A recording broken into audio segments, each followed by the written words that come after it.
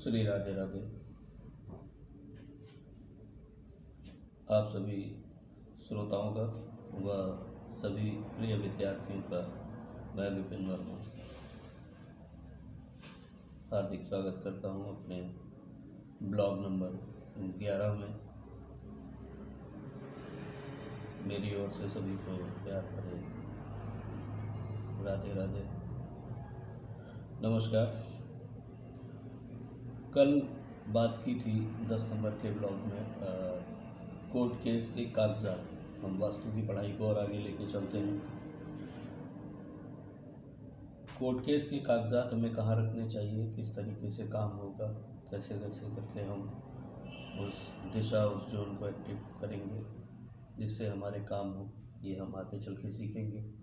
पर वस्तुएं ही हमारे आसपास जीवन में रहती हैं, तो उनको किस प्रकार से रखना है घर में, कहाँ कहाँ पे रखना है, किस किस व्यवस्था में चीज़ें होनी चाहिए, किस क्रम में चीज़ें होनी चाहिए, ये कोर्ट केस के कागजात तक कल हम पहुंच गए थे। और आज हम अगली हेडिंग डालेंगे। सभी लोग लिखिए, कलात्मक वस्तुएं, भवन, मूर्तियाँ एवं चित्र।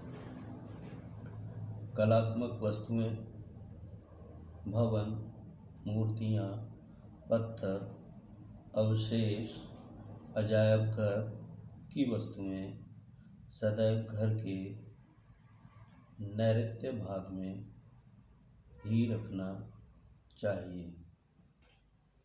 नैऋत्य दिशा में घर का अन्य भारी सामान व अनुपयोगी सामान रखना चाहिए। घर में स्वर्गवासी पूर्वजों के चित्र नैऋत्य दिशा में लगाएं। स्वर्गगामी परिजनों के चित्र भी नैऋत्य दिशा में ही लगाने चाहिए। अगला हेडिंग डालेंगे, अध्ययन कक्ष। पूर्व, ईशान व उत्तर ज्ञानवर्धक दिशाएं कहलाती हैं। अतएव अध्ययन हेतु इन्हीं दिशाओं में बैठकर पढ़ना चाहिए। इससे विद्या बल बढ़ता है। अध्ययन कक्ष में संस्कारक्षम वातावरण होना चाहिए। सरस्वती महापुरुषों के प्रेरक चित्र एवं बोध वाक्य लगाना चाहिए। टेबल के पास में या सामने दर्पण नहीं लगाना चाहिए। टेबल कभी दीवार से सटाकर न रखें। पानी का घड़ा ईशान भाग में रखें। पुस्तकें नैऋत्य दिशा की ओर रखनी चाहिए अथवा दक्षिण व पश्चिम में रख सकते हैं। पढ़ते समय पूर्व मुख या उत्तर मुख होकर ही अध्ययन करना चाहिए। अगला जो हेडिंग है उस पे घरों के अंदर बहुत आपसी बातचीत और सहमति होने के बाद काम करवाया जाता है कारीगरों से। और अगला जो हेडिंग है वो है रंग योजना।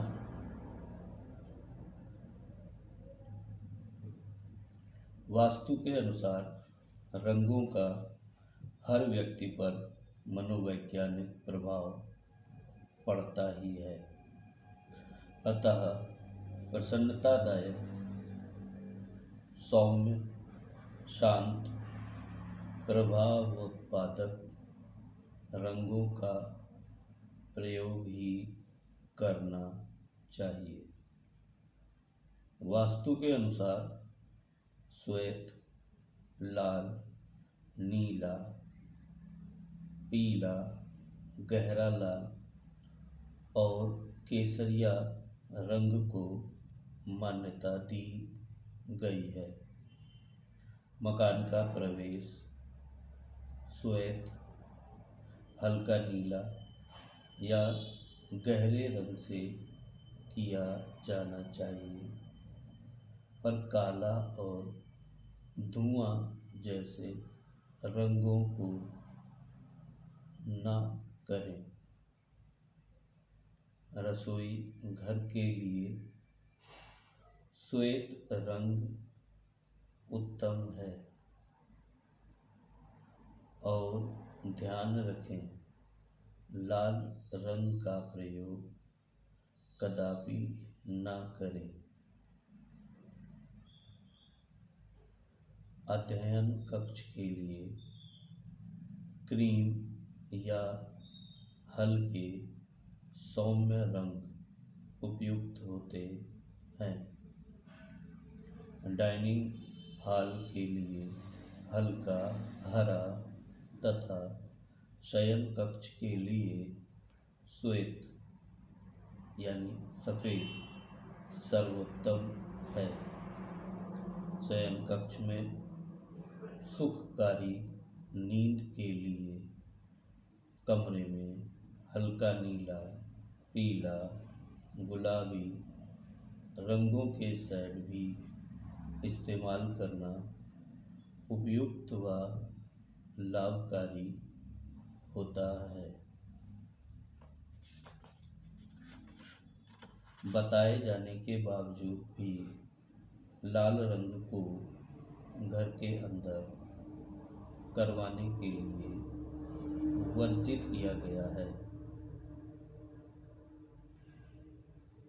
लाल रंग हमारी उत्तेजना को बढ़ाता है,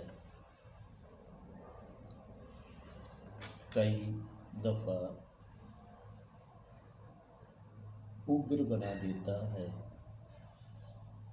मानसिक अशांति, झगड़ा, बहस भी लाल रंग देता है।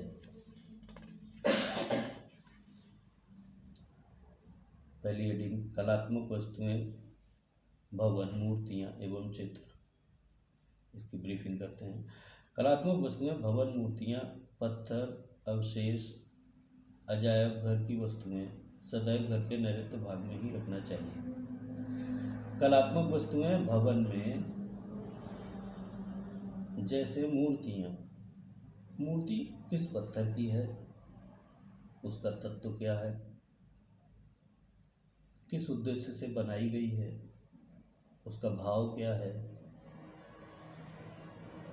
किस तरीके के जगह से वो पत्थर कलेक्ट किया गया है, वहाँ की ऊर्जा कैसी है, वो किसी ऐसी जगह से तो नहीं आया किसी चीज़ का अवशेष हो,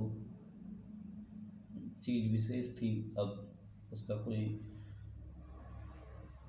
अर्थ नहीं बचा तो वो अवशेष हो गई। अवशेष पत्थर से बनी हुई चीज़, पहले कुछ और बना था, बाद में कुछ और बना, उस पत्थर से यूज किया गया है। अजायब घर मतलब चिड़ियाघर से लाई हुई चीज़ें, वस्तुएं, ऐसी चीज़ें जो है वो सारी नैऋत्य में रखनी चाहिए। मना नहीं किया है, पर रखने की जगह नैऋत्य है। नैऋत्य दिशा में घर का अन्य भारी व अनुपयोगी सामान रखना चाहिए। जो चीज़ आप इस प्रकार से यूज कर रहे हैं कि वो कई कई महीने बाद काम आ रही है, वो सारी चीज़ों को नैऋत्य दिशा में रखना चाहिए। भारी मतलब ज़्यादा, भारी मतलब वजनदार नहीं, ज़्यादा सा भारी मात्रा में। घर में स्वर्गवासी पूर्वजों के चित्र नैऋत्य दिशा में लगाएं। जो लोग हमारे साथ अब इस दुनिया में नहीं हैं, उन सभी लोगों के चित्र जो है वो पितृ हो गए हैं, तो पितृ का जो स्थान है वो नैऋत्य दिशा के दूसरे पद में होता है, तो नैऋत्य दिशा में हमें लगाना चाहिए। स्वर्गगामी परिजनों के चित्र की बातें की है, जो पूर्वज हैं या जो स्वर्गवासी हो गए हैं उनकी चित्र हमें नैऋत्य दिशा में ही लगानी चाहिए। अगला चैप्टर था अध्ययन कक्ष। इस पे लोग वास्तु वाले बहुत ज़्यादा बात करते हैं। पेरेंट्स भी चाहते हैं कि बच्चों को हायर स्टडी देंगे, बड़ा आदमी बनाएंगे, बहुत कुछ बनाएंगे, पर आगे चल के जब बात करेंगे वास्तु में तो पता चलेगा कि बहुत कुछ तो कृपा से मिलता है, भाग्य से मिलता है, और 12% परसेंट में बात कर रहा हूँ, प्रतिशत 12% आपको प्रारब्ध भोगना ही रहता है, वो उससे मिलता है, अच्छा भी बुरा भी। फिर भी ये दुनिया बच्चों को वो बनाना चाहती है जो वो चाहती है, या कई बार वो जो नहीं बन पाए वो बनाना चाहती है, जबकि उसका अपना गाइडलाइन है कि उसको इस तरीके से चलना है, इस तरीके से उसका जीवन चलेगा, वो सब कुछ प्रारब्ध पहले डिसाइड कर देता है। फिर भी अध्ययन कक्ष तो घर में होता ही है। तो पूर्व, ईशान व उत्तर ज्ञानवर्धक दिशाएं कहलाती हैं।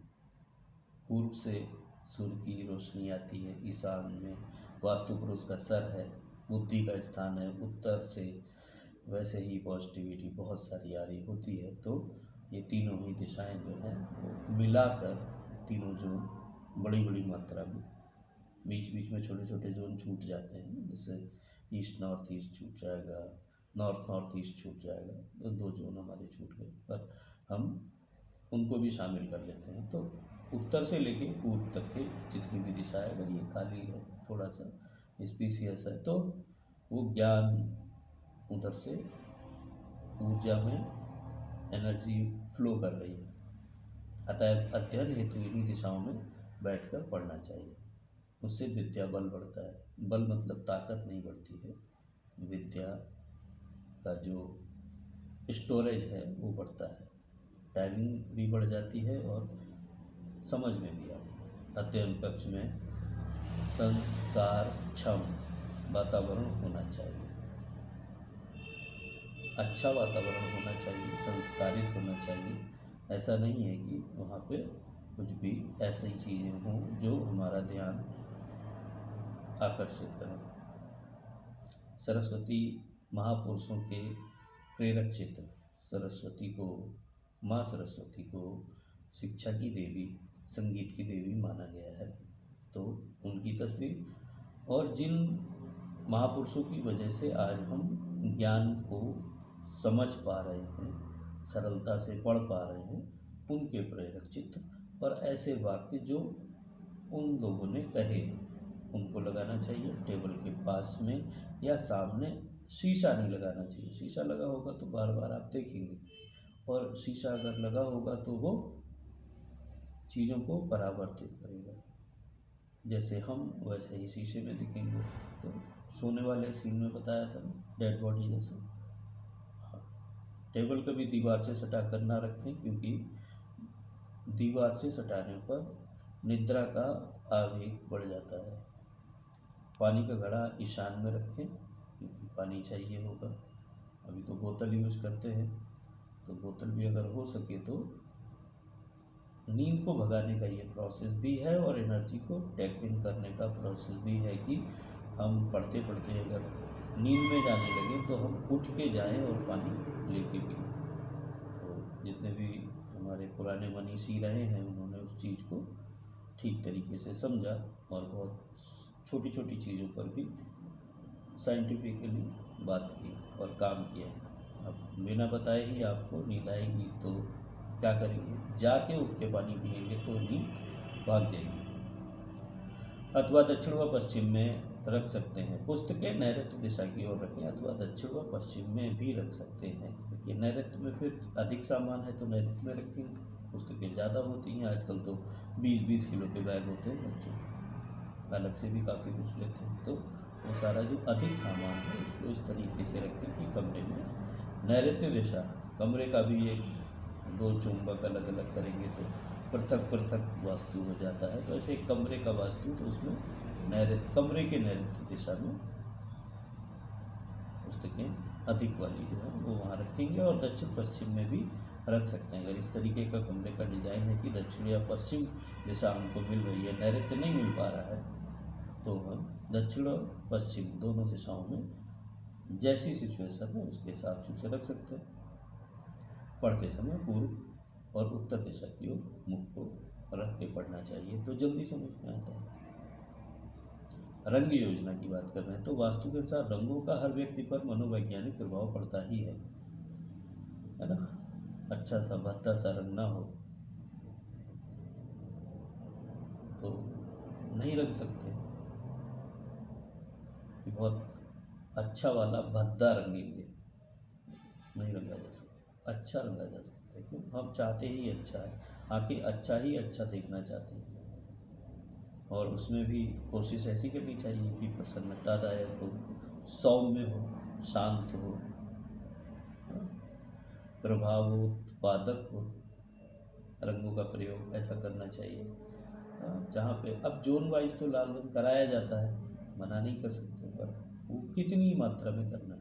पैसा वाला लाल, कितना मीठा, कितना कड़वा, ऐसे। सफ़ेद रंग करिए, नीला रखिए, पीला, गहरा लाल और केसरिया रंग भी लिया जाता है। एक्चुअली लाल और जो पीला है वो साउथ और साउथ ईस्ट उसको लेते, कभी कम करने के लिए, कभी ज़्यादा करने के लिए, जोन के एरिया को घटाने बढ़ाने के लिए, और केसरिया रंग का भी वहाँ पे प्रयोग कर सकते हैं। मकान का प्रवेश द्वार सफ़ेद रखना चाहिए, जो आएगा वो तो ना शांत चित्त हो के घर के अंदर आएगा। कहते हैं ना, जो घर आए उसे पानी पिलाओ, क्यों? उसका राहु एक्टिव होता है, बाहर की चीज़ें ज़्यादा देख के आया हुआ होता है।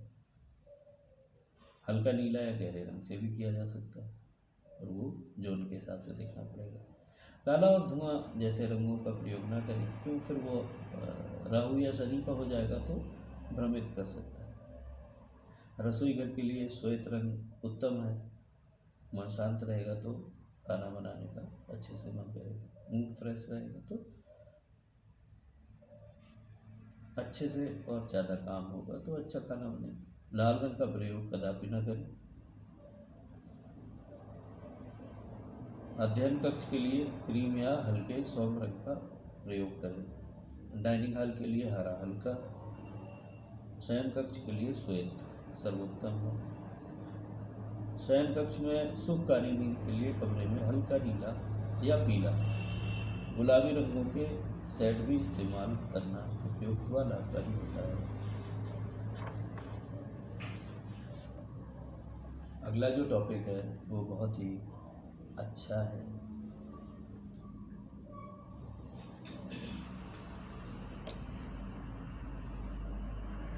कुछ पुरुषों को ज़्यादा पसंद आएगा, कुछ को ऑन एवरेज लगेगा, पर महिलाओं को और बच्चियों को ज़्यादा पसंद आती है चीज़ें, है ना। परिधान, वेशभूषा बनाने के लिए परिधान रंगों की योजना।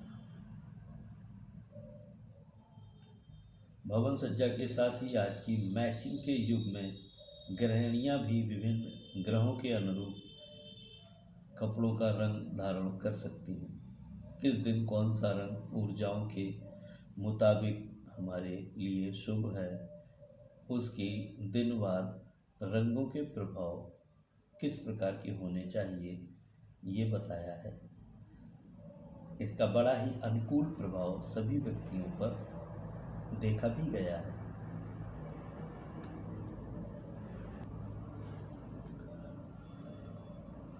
आप अब अपनी चॉइस से दिन के हिसाब से कपड़े पहन सकते हैं, तो अपनी वार्डरोब को एक बार से क्रमबद्ध कर लीजिए, और 6 दिनों का हम आपको कलर का कॉम्बिनेशन बताने वाले हैं।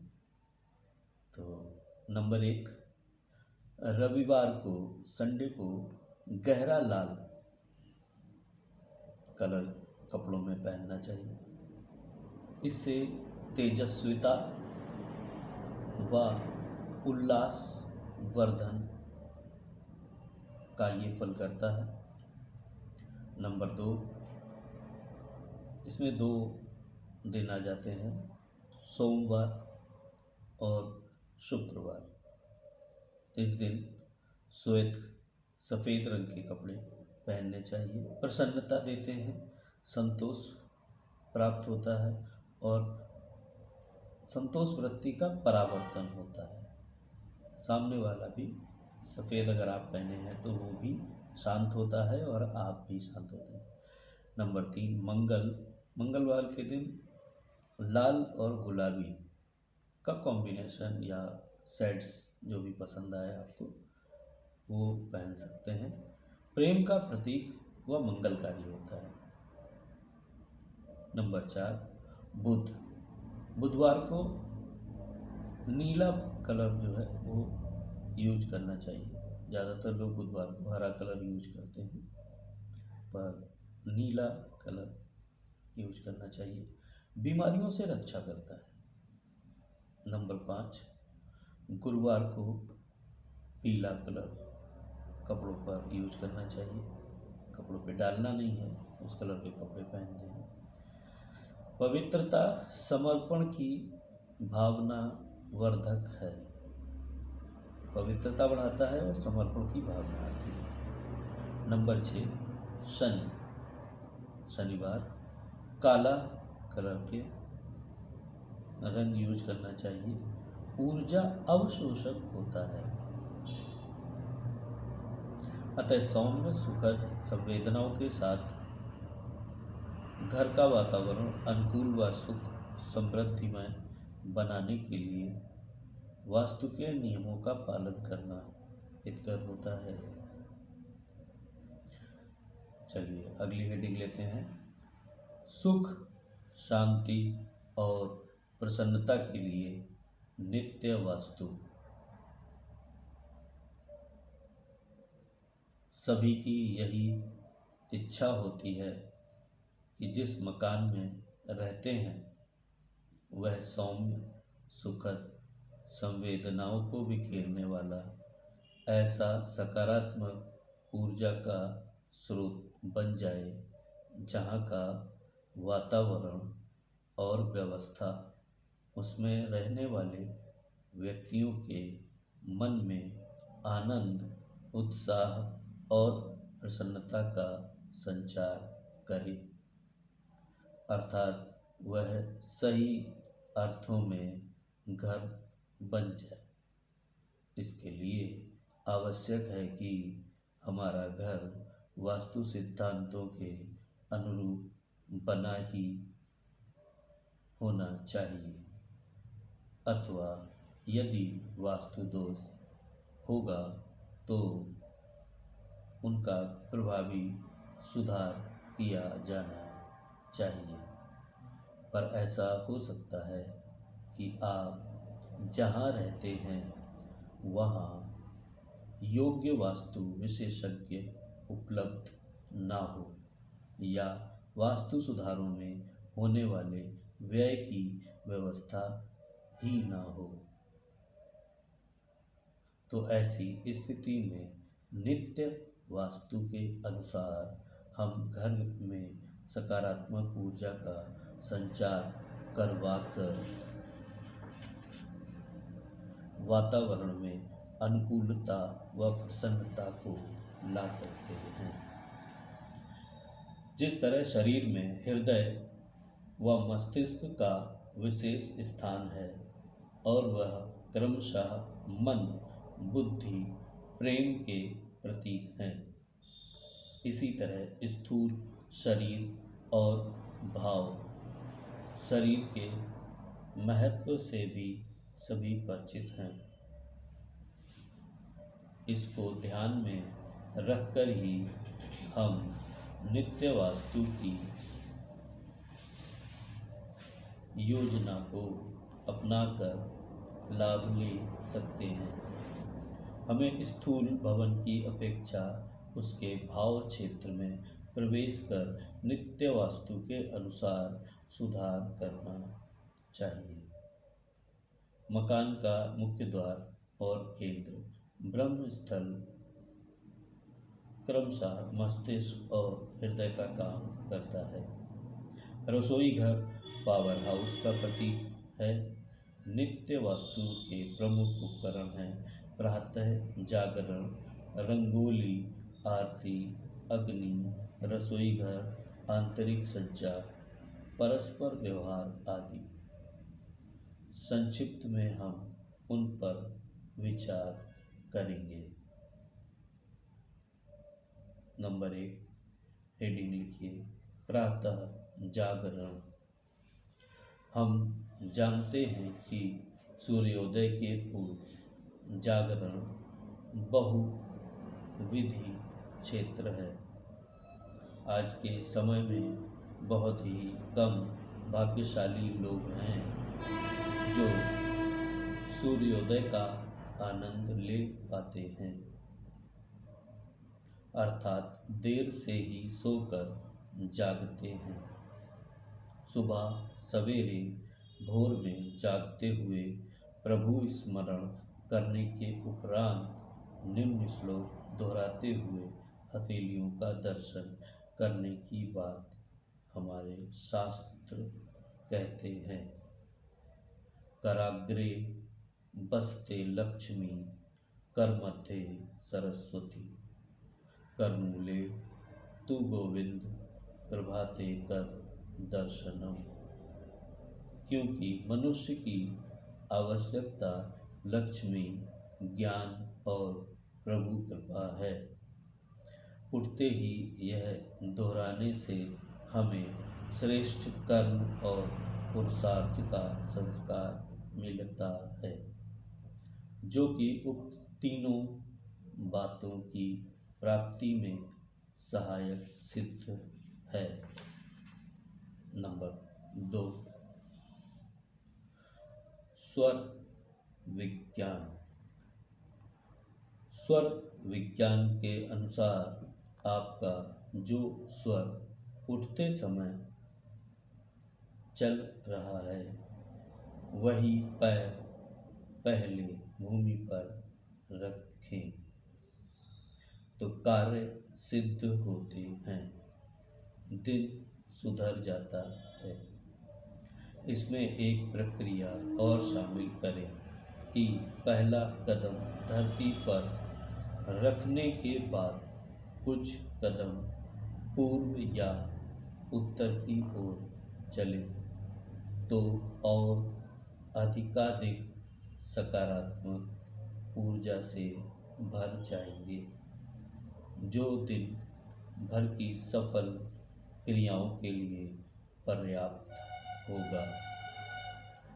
भुवन भास्कर का नित्य प्रतिदिन दर्शन सूर्योदय के समय करना भी ऊर्जा बनाए रखता है।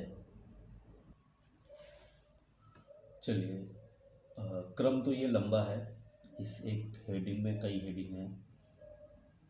अभी ब्रीफिंग कर लेते हैं और समय समाप्ति की ओर है। तो सुख शांति और प्रसन्नता के लिए नित्य वास्तु। सभी की यही इच्छा होती है कि जिस मकान में रहते हैं वह सौम्य सुखद संवेदनाओं को बिखेरने वाला ऐसा सकारात्मक ऊर्जा का स्रोत बन जाए जहाँ का वातावरण और व्यवस्था उसमें रहने वाले व्यक्तियों के मन में आनंद, उत्साह और प्रसन्नता का संचार करे, अर्थात वह सही अर्थों में घर बन जाए।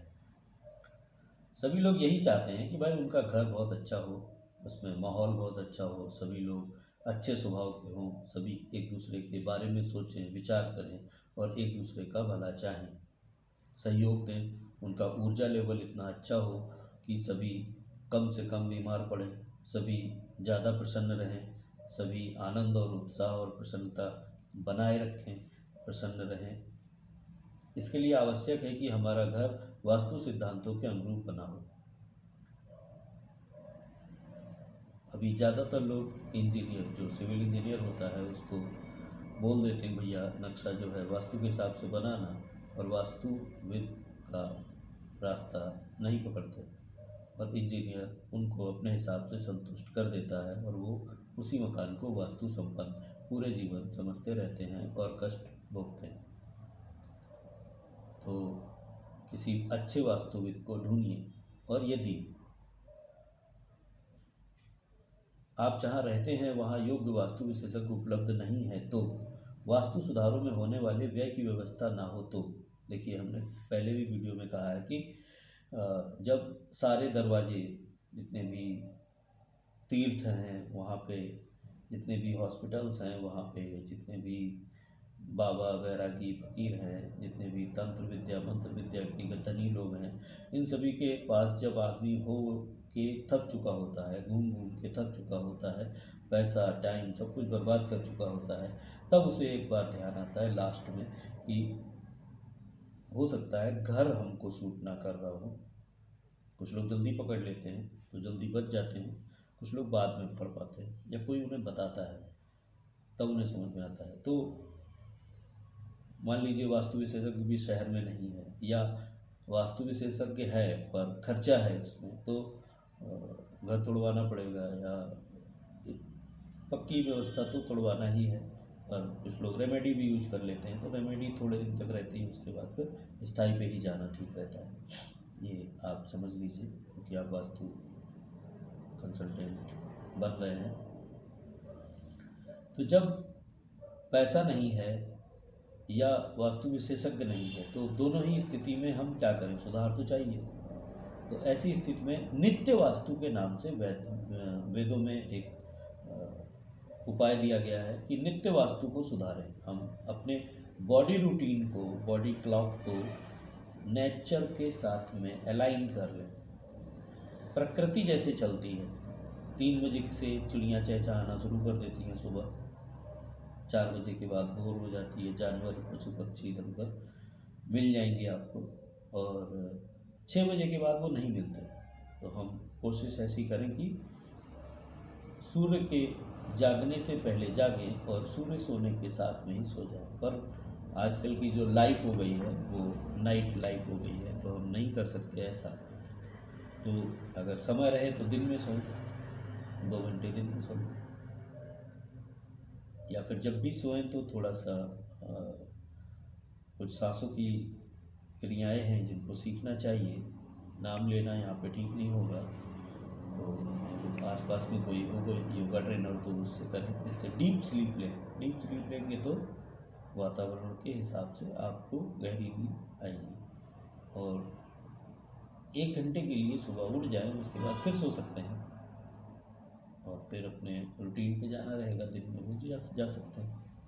जिस तरह से शरीर में हृदय व मस्तिष्क का विशेष स्थान है और वह क्रमशः मन बुद्धि और प्रेम के प्रतीक है, तो उनको भी स्थूल शरीर के साथ स्वस्थ होना जरूरी है। ध्यान में रखें, हम नित्य वास्तु को अपनाकर लाभ ले सकते हैं। हमें स्थूल भवन की अपेक्षा उसके भाव क्षेत्र में प्रवेश करके उसके अंदर रह के नित्य वास्तु के अनुसार सुधार करने का प्रयास करना चाहिए। जितने भी गुरुकुल थे सारे बंद हो गए, या कुछ चल रहे हैं, लाखों की तादाद में ख़त्म हो गए। तो अभी नित्य वास्तु या बॉडी क्लॉक को नेचर क्लॉक के साथ में अलाइन करना, ये सब कुछ ज़्यादातर लोगों को नहीं पता है। मकान का मुख्य द्वार और केंद्र ब्रह्मस्थल क्रमशः मस्तिष्क और हृदय का काम करते हैं, तो इनको साफ रखें। रसोई घर पावर हाउस का प्रतीक है, तो रसोई घर को भी साफ रखें, टाइम से स्टार्ट करें, टाइम से क्लोज़ करें। क्लोज़ करने के टाइम कुछ जरूरी नियम होते हैं, उनको मानें। नित्य वास्तु के प्रमुख उपकरण है प्रातः जागरण, रंगोली, आरती, अग्नि, रसोई घर, आंतरिक संचार। आप सही समय से उठेंगे तो नहा लेंगे, नहा धो के पूजा करेंगे तो आरती हो जाएगी, किचन में जाएंगे तो अग्नि जल जाएगी, रसोई घर की आंतरिक साफ सफाई नहाने से पहले हो जाएगी, रंगोली बनाएंगे तो मन प्रसन्न रहेगा, एक दूसरे को देख के अच्छा महसूस होगा। हम इन पर भी काम कर सकते हैं। प्रातः जागरण, हम जानते हैं कि सूर्योदय के पूर्व जागरण बहुविधि क्षेत्र है। आप साइंस को पकड़ेंगे तो आपका जो ब्रेन है उसमें 4 5 6 चीज़ें होती हैं अलग अलग तरीके से। पिट्यूटरी ग्लैंड होती है मटर के दाने जैसी, फ्रंटल ब्रेन होता है, मेडुला ऑब्लिगेंटा होता है, नियो कॉर्टेक्स करके बोलते हैं, थर्ड आई के पास माथे पर। तो काफ़ी कुछ चीज़ें हैं जो अलग अलग सेगमेंट में हैं। साइंस का चैप्टर है, वो साइंस वाले से किसी से मिलिए तो अच्छे से समझ में आएगा। तो जब आप 1 घंटे के लिए भी सूर्य के उगने के टाइम पे अगर आप वहाँ रहते हैं तो वो सब चीज़ें ब्रेन कैप्चर करता है और एक्टिव हो जाता है, फिर वो आपको 24 घंटे के लिए एक्टिवनेस दे देता है। सुबह सवेरे भोर में जागते ही प्रभु स्मरण करना बहुत ज़रूरी है। आप कुछ बोलते हैं तो आपकी याददाश्त का क्रम है कि आप वही श्लोक दोबारा बोलते हैं, रोज़ बोलते हैं, रोज़ बोलते हैं, तो उससे आपकी याददाश्त, दिमाग उस फाइल को निकाल के डेली देता है, तो देते देते देते देते वो चीज़ उसमें आ जाती है और भावनाएं भी हमारी अच्छी हो जाती हैं। हम करेंगे तो आगे के बच्चों को, जो हमारे बच्चे हैं, आगे की जो पीढ़ी है, उसको भी हम वो चीज़ स्थानांतरित कर पाएंगे। स्वर विज्ञान 3 नाड़ियाँ होती हैं, इंगला, पिंगला और सुषुम्ना। इन तीनों में से दोनों सुर जब नाक के चल रहे होते हैं, सुषुम्ना एक्टिव होती है, लेफ्ट चल रहा होता है, हमारा लेफ्ट नहीं है, हमारा लेफ्ट चल रहा होगा तो पिंगला, हमारा राइट चल रहा होगा तो पिंगला चालू होती है। स्वर विज्ञान के अनुसार आपका जो स्वर उठते समय चल रहा हो वही पैर पहले ज़मीन पर रखें, कार्य सिद्ध होते हैं, दिन सुधर जाता है। एक्चुअली माइंड और बॉडी आपस में सिंक है। माइंड सही से दिन भर काम करेगा तो बॉडी भी उसी तरीके से चलेगी। इसमें एक प्रक्रिया और शामिल करें कि पहला कदम धरती पर रखें और कुछ कदम पूर्व या उत्तर की ओर चले, मतलब पॉजिटिव की तरफ चले। तमसो माँ ज्योतिर्गमय, हम प्रकाश की तरफ चले। प्रकाश सूर्य से आता है, ऊर्जा उत्तर से आती है, ऊर्जा पूर्व से भी आती है, पर वो सूर्य की ऊर्जा होती है जो दिन भर सफल क्रियाओं के लिए पर्याप्त होती है। भुवन भास्कर का अधिक प्रतिदर्शन सूर्योदय के समय करना भी ऊर्जा को बनाए रखता है। बात वही है, विटामिन डी चाहिए, विटामिन डी चाहिए, विटामिन डी सही है, माइंड सही से प्रोसेस कर रहा है तो आप स्वस्थ रहेंगे। रंगोली मुख्य द्वार की नित्य प्रति ऊर्जा युक्त बनाने का संस्कार हमारी संस्कृति का अंग है। डेली कोई काम करना है, रोज़ाना कोई काम करना है तो आपकी आदत में है, आदत में है तो वो नित्य वास्तु हो गया।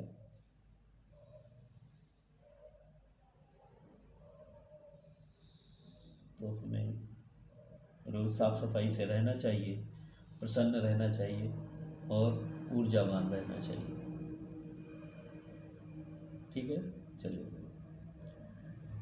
आप लोगों के मैसेज आ रहे हैं, कॉल्स आ रहे हैं, कुछ वीडियो तो बन के पार कर गए हैं, लोग देख रहे हैं, आप लोग सीख रहे हैं, बहुत अच्छा लगता है। ये बिल्कुल मत सोचिएगा कि कैसे चलेगा, क्या होगा, हम सिखा देंगे आपको और आप अपना और लोगों का जीवन बदलेंगे।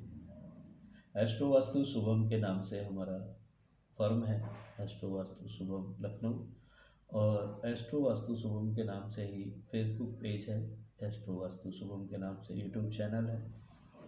सब्सक्राइब करना, लाइक करना, शेयर करना आपका निजी